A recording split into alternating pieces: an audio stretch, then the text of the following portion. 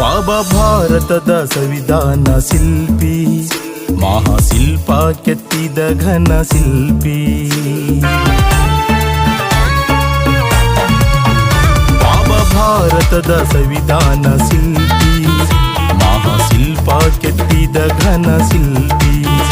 ಇಟ್ಟ ನಡೆಯ ಭೀಮಾ ಸಹಯಾನಿ, ಮಹಾನಾಯಕ ಮಾಡಿದ ಮಹಾನಾಯಕಿ. ಭೀಮ ಜೋ